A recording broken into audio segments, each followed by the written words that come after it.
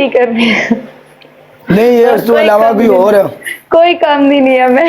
ते परा सिलाई दा वल सिख ले, एडे एडे महंगे सूट सिया कर तू।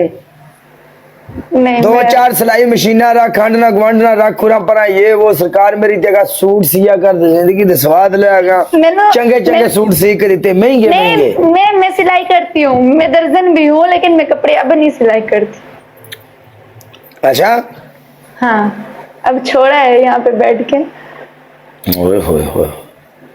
देख आज टिकटॉक दे उत्ते मैंने एक कुड़ी ने कहा भी मैं ना टिकटॉक ते आना चाहनी लाइव, मैंने दस उन्हें पता नहीं मेरा नंबर किदे को लिया, मैंने राबता किया, मैं उन्हें अपने कोलों पैसे कला के ते उन्हें 4 मशीना लै के दित्तियां ने। मैं कहा टिकटॉक ते आना बेहतर है तो चुप करके कपड़े सी।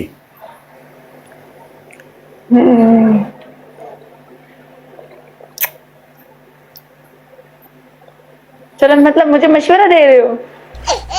हाँ नो प्रॉब्लम, अगर तेन पैसे चाहिए तो तू भी दस, तेन भी लै देना 2 अरे मशीना। नहीं, पैसे नहीं, मुझे मशवरा दे रहे हो कि मैं ये काम करूं। मैंने जो छोड़ा है इधर आई हूँ, कुछ नहीं मिलता है।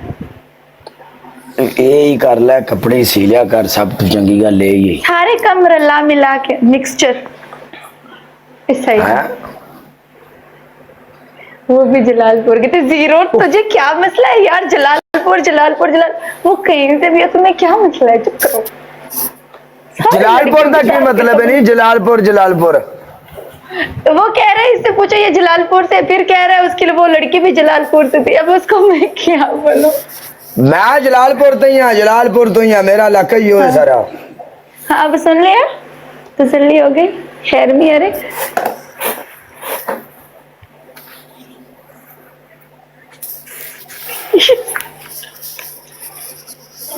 यस चल सही है, चलने हैं। Okay bye. Okay thank you.